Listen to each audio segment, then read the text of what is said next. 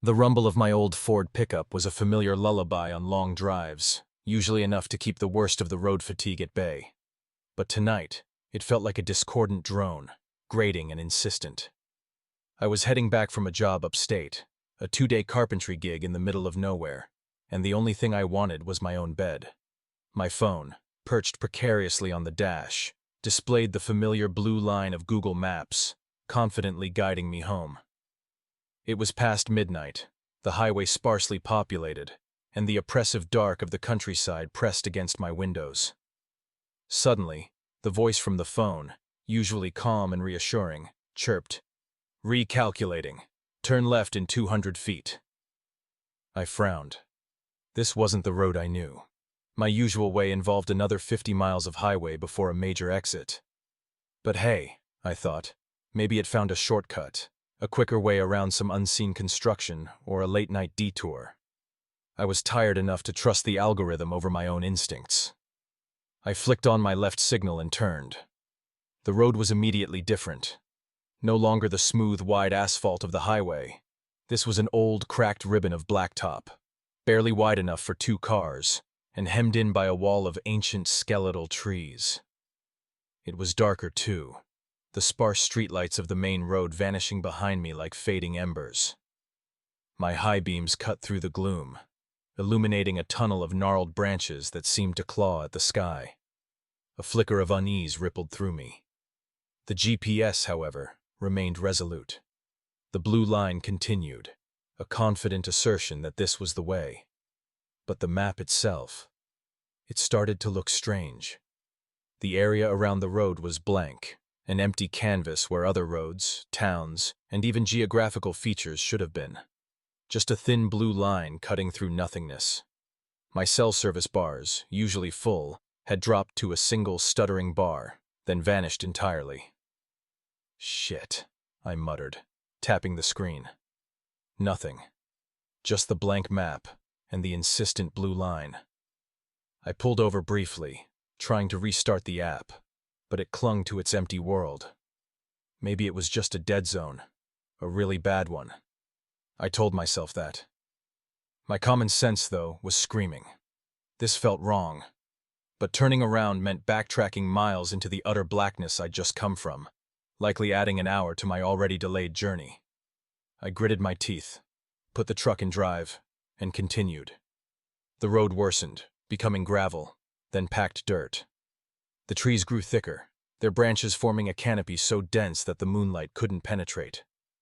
The air grew strangely cold, even for a late autumn night, carrying a faint, musty scent like old, damp earth and something else, something metallic and sharp. The hum of my tires on the dirt road was the only sound, strangely muted, as if the forest itself was holding its breath. I felt an irrational fear that the trees would close in behind me, swallowing the path I'd taken. Just as I was about to give up and try to navigate back by memory, a faint glow appeared through the trees ahead. Lights. A town. My chest loosened with relief. Maybe the GPS had just taken me on some strange, unmapped service road that led to a small, forgotten settlement. The trees gave way abruptly, spitting me out onto a narrow main street lined with buildings. A sign, old and weathered, barely legible in my headlights, read, "Oakwood Creek." The letters were crooked, faded, but clearly there. No, wait. Oakwood Creek? I'd never heard of it. I'd driven through nearly every small town in this region, and that name wasn't familiar at all.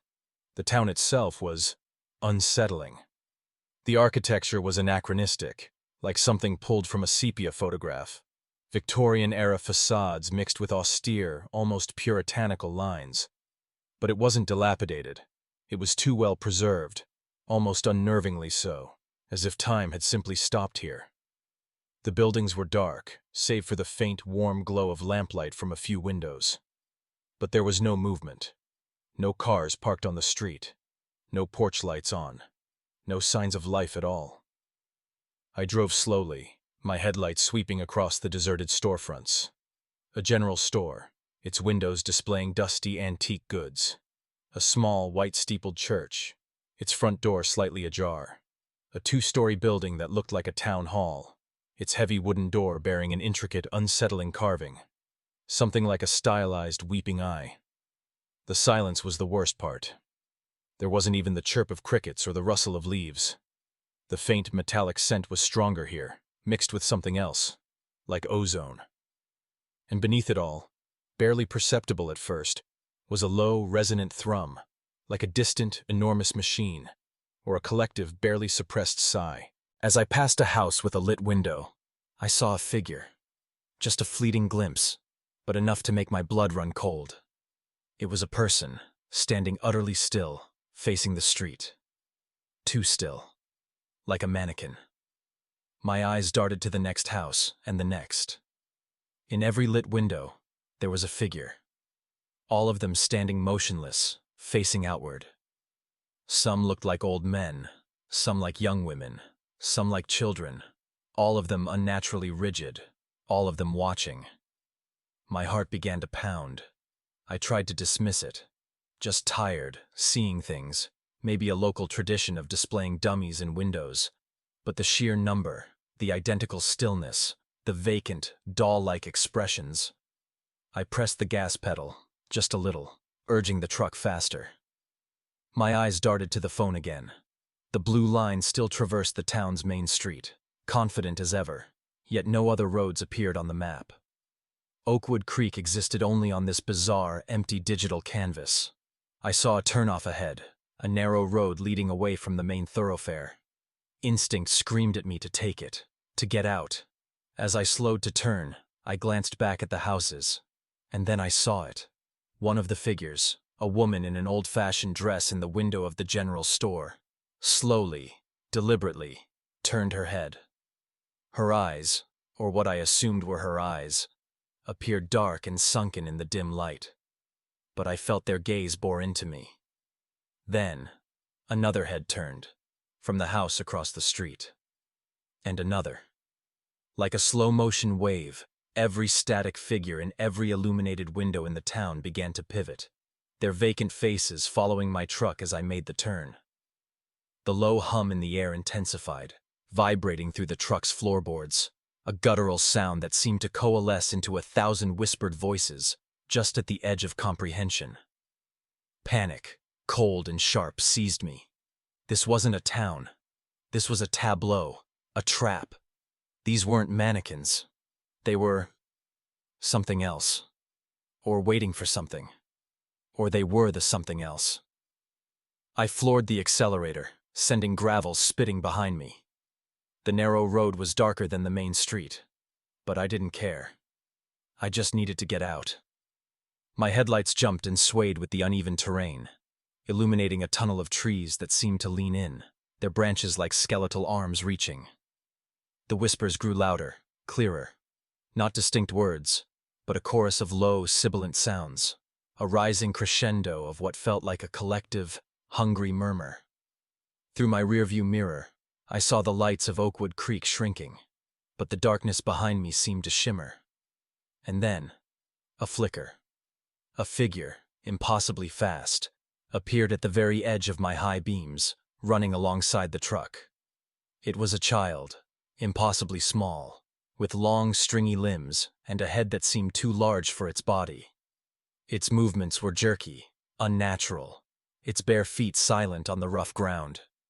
Its eyes, even from that distance, were glowing with an eerie, phosphorescent light. I screamed, a raw, choked sound, and slammed my foot harder on the gas.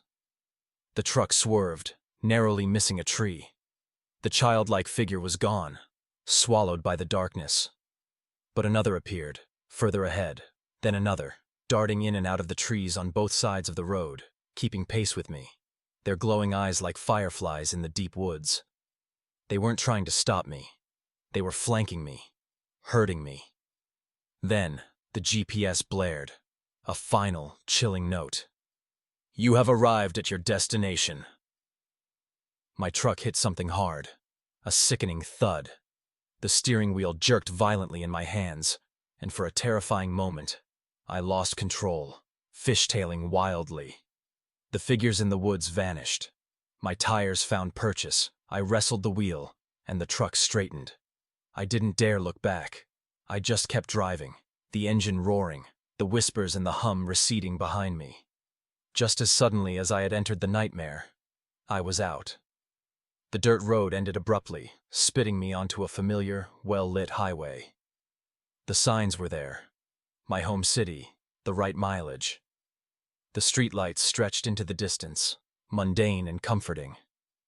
I pulled over, my hands shaking so violently I could barely grip the wheel. My phone, still in its cradle, now showed a full signal.